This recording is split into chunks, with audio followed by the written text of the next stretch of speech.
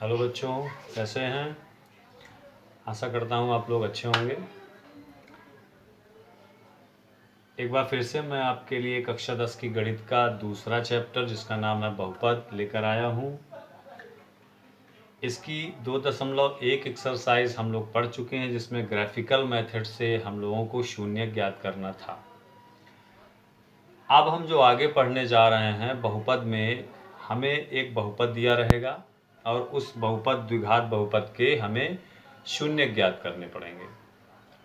ऐसी स्थिति में हमें शून्य ज्ञात करने के लिए क्या प्रोसेस अपनाना है, आइए इस पर मैं आपकी ही एक्सरसाइज की एक क्वेश्चन से मैं चलता हूँ। एक्सरसाइज 2.2 इसमें लिखा हुआ है, निम्न द्विघात बहुपदों के शून्य ज्ञात कीजिए और शून्यक और गुणांकों के बीच संबंध की सत्यता की जांच कीजिए।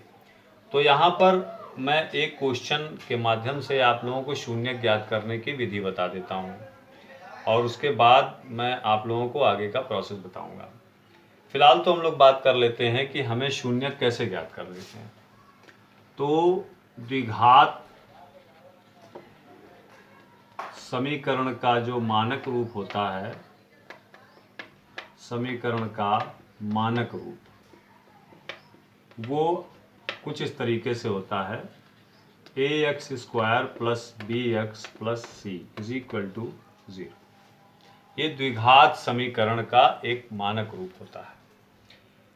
अब हम बात करेंगे कि इस प्रकार के लिखे हुए द्विघात बहुपद या द्विघात समीकरण से हम लोग जो है इसके शून्यक कैसे ज्ञात करें। शून्यक मैं फिर एक बार आपको बता दूं, शून्यक किसी बहुपद में चर के वे मान होते हैं जो उस बहुपद में रखे जाने पर उसका मान शून्य कर देते हैं, या आप कह सकते हैं कि वो चर के मान होते हैं जो भी उसमें चर होता है। जैसे इसमें आपको x चर के रूप में दिखाई पड़ रहा है, तो यहाँ पर x का जो मान आएगा वो उसके शून्यक होंगे।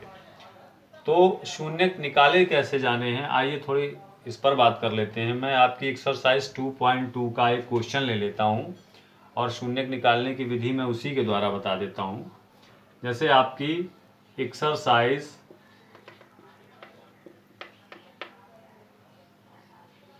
2.2 एक्सरसाइज 2.2 का जो पहला सवाल है, उस पहले का जो पहला पार्ट है वो आपको दिया है x² - 2x - 8।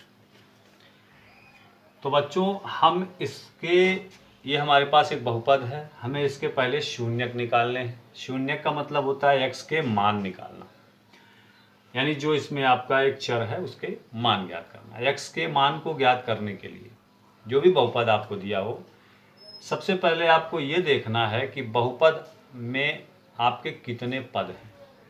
बहुपद आपका एक पदी है, द्विपदीय है, त्रिपदीय है, वगैरह वगैरह।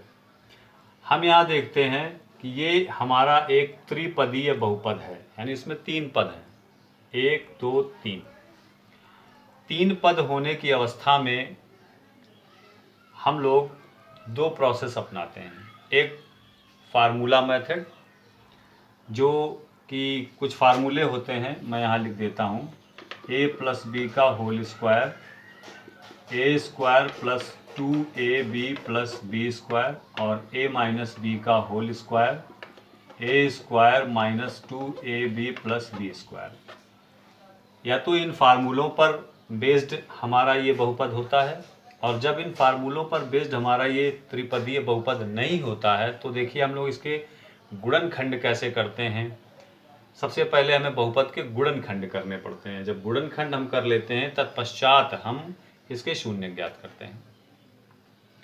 गुणनखंड करने के लिए मैं आपको एक कॉमन चीज़ बताता हुआ चलूँगा ताकि आपको किसी भी सवाल में दिक्कत ना आए। अगर 3 पद का आपको कोई बहुपद मिलता है तो सबसे पहले देखें कि x के स्क्वायर के साथ क्या है। यहाँ पर कुछ नहीं है, यहाँ पर 1 है लेकिन वो लिखा नहीं जाता है, तो हम इसे मानेंगे कि x² के साथ यहाँ पर कुछ नहीं है। अब हम बिना x वाले पद को टारगेट करते हैं। बिना x वाला जो आपका पद है वो है 8। 8 को आपको इस तरीके से 8 के 2 भाग करने हैं। कि या तो उनका जोड़ 2 आ जाए या उनका घटाना 2 आ जाए। आप दिमाग लगाइए कि 8 के गुणे के कोई 2 भाग ऐसे आप करें कि जिनका जोड़ या घटाना 2 आ जाए। तो मैंने तो निकाल लिया 4 दूनी 8, यानी 4 दूनी 8 भी होता है, और अगर 4 से 2 घटा दिया जाए तो 2 बचता भी है। अगर यहाँ 6 होता तो भी 4 दूनी 8 और 4 2 6 हो जाता। यानी जोड़ या घटाना कुछ भी हमारा x की घात 1 के गुणांक के साथ जो संख्या लिखी है वो चीज़ आनी चाहिए। इसका मतलब है कि 4 को हम 4 गुणे 2 से बनाएंगे और 4 माइनस 2 लिखेंगे किसकी जगह, इस 2 की जगह। आगे बढ़ते हैं बच्चों। एक्स स्क्वायर माइनस को एज इट इज रखेंगे आप, 2 के स्थान पर केवल 4 माइनस 2 आपको लिख देना है जो हमने यहाँ से प्राप्त किया। इसके बाद ये आपका x इसके साथ है -8। अब आज जब ये प्रक्रिया आगे जाएगी तो एक्स स्क्वायर माइनस का गुणा इधर से चलेगा और x का गुणा इधर से चलेगा। ब्रैकेट के दाएं बाएं किसी भी साइड चिन्ह हो, संख्या हो, चर हो, वो जब ब्रैकेट के अंदर जाएगा तो वो उसके साथ गुणा करेगा। माइनस का गुणा 4 में हुआ, आया -4। इधर से जब x आएगा 4 में गुणा होगा तो यहाँ भी 4x हो जाएगा। इसके बाद माइनस का गुणा इस माइनस में हुआ, प्लस हो गया, और x का गुणा 2 में हुआ तो 2x हो गया, माइनस का 8। अब आगे हमें क्या करना होता है कि पहले के 2 पार्ट और लास्ट के 2 पार्ट, इन दोनों में जो भी चीज़ आप ज़्यादा से ज़्यादा उभयनिष्ठ ले सकते हैं, कॉमन ले सकते हैं, वो हमें कॉमन ले लेना है। संख्या सबसे पहले देखिए दोनों में ज़्यादा से ज़्यादा क्या कॉमन ली जा सकती है। मैं देखता हूँ कि x के साथ कोई संख्या नहीं है, इसका मतलब यहाँ संख्या कोई कॉमन नहीं होगी। x की 1 घात यहाँ है और यहाँ x की घात 2 है। x की 1 घात इससे ली जा सकती है, तो जाहिर सी बात है कि ये भी x की 1 घात दे सकता है, x की घात 2 हम कॉमन नहीं ले सकते। तो यहाँ पर हम x की 1 घात इसमें कॉमन कर लेते हैं। कॉमन का मतलब भी एक तरीके भाग होता है। x का भाग जब x स्क्वायर में देंगे तो इसकी 1 घात कम हो जाएगी, -4, और x की 1 घात यहाँ से कॉमन चली जाती है। इसके बाद हम यहाँ देखते हैं, अगर दूसरा पद माइनस है, जैसा कि यहाँ भी हम देखते हैं दूसरा पद माइनस है हमारा, तो कोई बात नहीं है, जैसा है वैसा ही आप शुरू करेंगे, प्लस, और यहाँ से 2 कॉमन आ सकता है। संख्या आपकी यहाँ 2 कॉमन आ सकती है, 2 से ज़्यादा नहीं आ सकती, क्योंकि 2 से ज़्यादा ये वाला पार्ट आपको नहीं दे सकता है। ये दे सकता है लेकिन ये नहीं दे सकता है।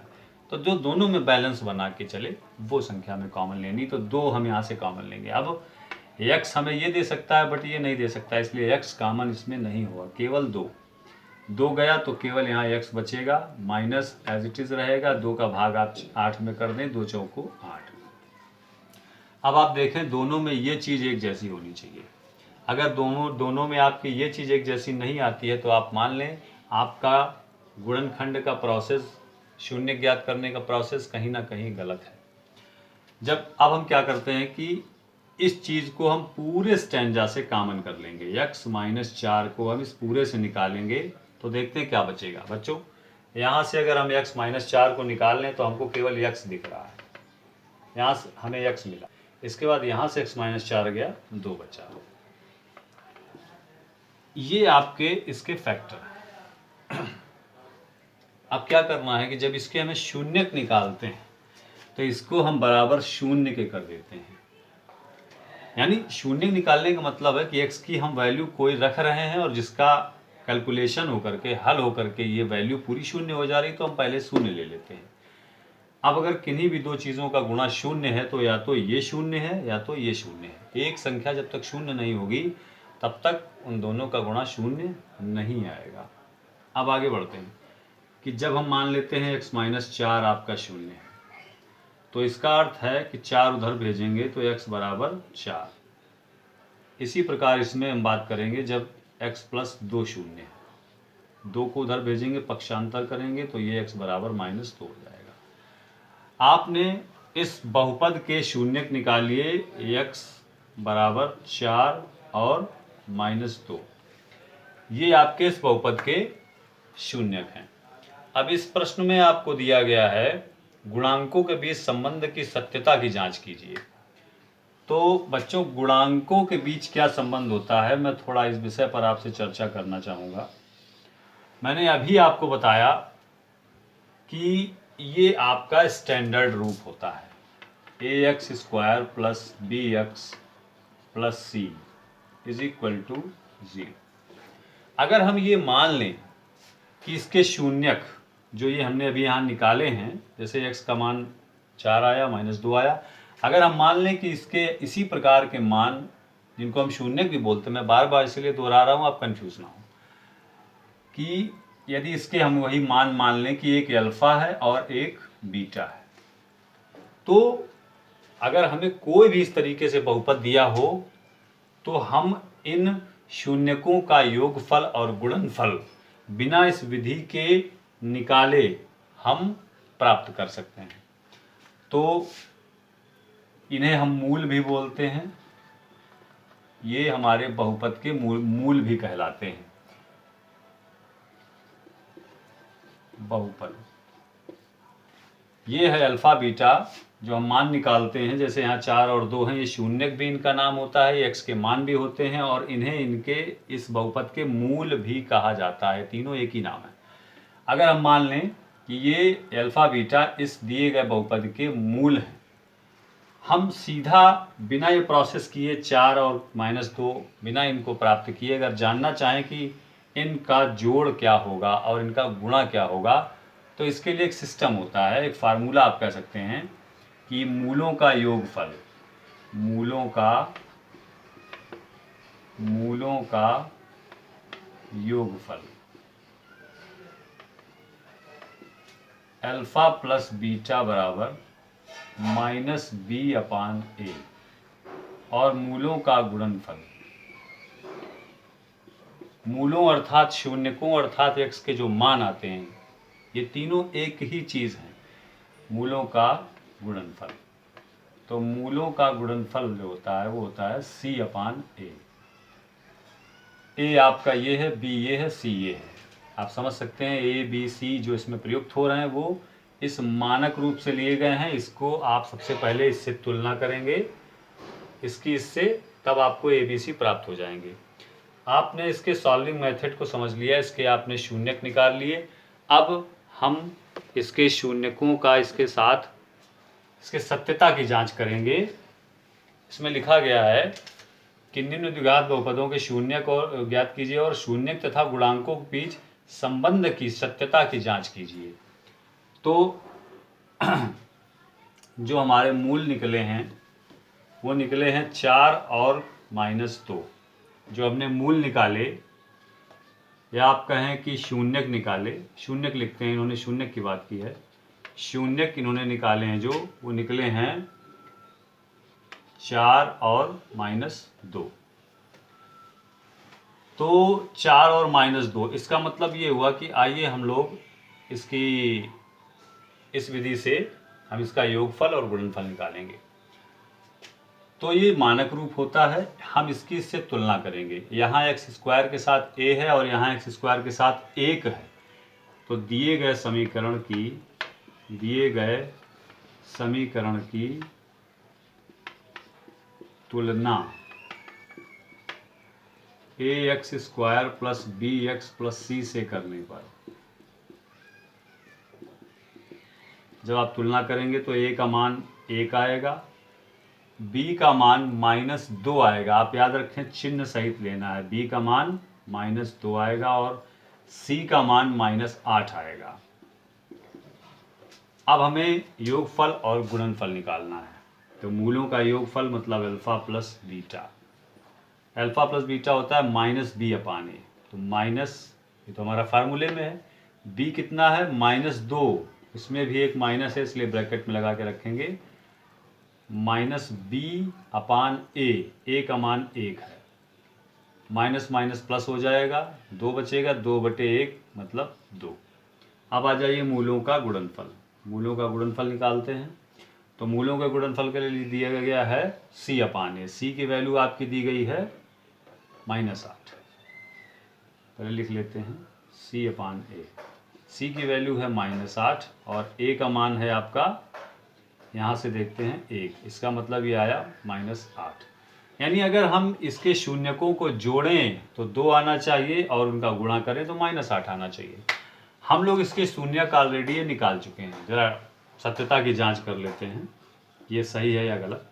सत्यता की जांच, यानी इस सूत्र विधि से हमने योगफल और गुणनफल निकाला है और हमने सिस्टम से प्रोसेस विधि से इसके शून्य ज्ञात किए हैं। तो प्रोसेस विधि से जो हमने शून्य ज्ञात किए हैं उनका जोड़ और गुणनफल हम निकालेंगे तो सूत्र से जो जोड़ और गुणनफल आया है उसको बराबर आना चाहिए, हमारी सत्यता की जांच हो जाएगी। तो बात कर लेते हैं शून्यकों को, जो ये हमारे आए हैं 4 और -2। तो अल्फा बराबर यहाँ देखिए 4 निकला था, बीटा बराबर -2 निकला था। इनका ये योगफल करते हैं।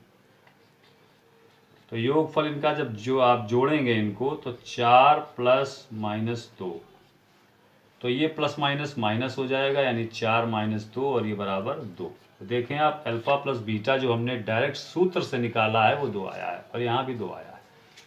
इसको इधर आगे बढ़ा देते हैं। अब आते हैं इनका गुणनफल करके देख लेते हैं। यानी अल्फा हमने मान लिया था 4 है और बीटा -2 है, तो अल्फा इंटू बीटा इनका गुणनफल, यानी कि 4 × -2, तो 4 दूनी 8, ये -8 आ गया। तो आप देख सकते हैं कि जो हमने प्रोसेस से 4 और 2 निकाला था, इनके शून्यक निकाले थे, वो आए थे 4 और -2। इसके बाद इन्होंने कहा था कि आप जो सूत्र होता है अल्फा प्लस बीटा यानी मूलों के योगफल का फार्मूला इस मानक रूप में, उससे इसकी जो है आप सत्यता की जांच करिए क्या ये सही है। तो हम इनको जोड़ के जब देखते हैं तो जो सूत्र से हमने 2 निकाला था जोड़, वो इस विधि से भी जोड़ आपका 2 आता है, और जो हमने सूत्र विधि से यहाँ पर गुणनफल निकाला था 8, वो हमारा ये प्रोसेस विधि से निकाले गए मूलों के गुणनफल के बराबर आता है। इस प्रकार सत्यता की जांच हो जाती है और आपका ये पहला सवाल एक्सरसाइज 2.2 का समाप्त होता है। इसी प्रकार आपको आगे के प्रश्न करने हैं। मैं आपको प्रश्न दे रहा हूँ, आप इसका स्क्रीनशॉट ले लें। जो भी इसमें आपको ज़रूरी लगे उसे आप नोट करते जाएं। जैसे इसमें आपके लिए ये ज़रूरी है, ये चीज़ें, तो इसको आप नोट कर लें। इसके बाद मैं आपको काम दे रहा हूँ, आप इसे करके मुझे कमेंट बॉक्स में लिखें और चाहें तो फ़ोटो खींच के मुझे आप दे सकते हैं। एक सवाल आपको मैं और बता देता हूँ, जिसमें 2 पद होते हैं। वैसे फ़िलहाल एक मैं इसी एक्सरसाइज का 5वां सवाल आपको दे रहा हूँ। ये लगेगा आपका, इसके लिए सूत्र इसमें लगेगा, ये 3 पदीय नहीं है, 2 पदीय है। इसमें a² - b² बराबर a + b और a - b से आपको इसे सॉल्व करना है। बाकी आपके पास किताब होगी, किताब नहीं तो NCT की वेबसाइट से आप PDF में जो है 2.2 बहुपद चैप्टर को पूरा आप डाउनलोड कर सकते हैं और उससे एक्सरसाइज 2.2 के सारे सवाल आपको लगाने हैं। और जो मेरे बच्चे पर्सनली मुझसे जुड़े हुए हैं, मैं उनको PDF भेज दूंगा। बाकी इस प्रश्न को आप मुझे कमेंट बॉक्स में सूत्र जो मैंने अभी प्रोसेस पूरा किया उस विधि से आप उसके मूल निकालें। मूल निकालने के बाद अल्फा प्लस बीटा वाले माध्यम से आप मूल निकाल के सत्यता की जांच करें। एक बात आपकी जानकारी के लिए बता दूं कि इसमें थोड़ा समस्या आपको ये आएगी कि इसमें x जो t वाला पद है जिसमें एक घात वाला वो 0 है, और इसे इस तरीके से लिख लें आप। इससे होगा ये a b c आपको बड़ी आसानी से मिल जाएंगे। ये आपके लिए हिंट रही। बाकी आप एक्सरसाइज 2.2 के सारे सवाल मुझे लगा के दिखाएं। आप PDF डाउनलोड करें और आप चाहेंगे तो कमेंट बॉक्स में मैं PDF के डाउनलोड का लिंक डाल दूंगा। बाकी जो बच्चे मुझसे अन्य विधियों से जुड़े हैं, मैं उनको पूरी एक्सरसाइज की PDF भेज दूंगा। धन्यवाद।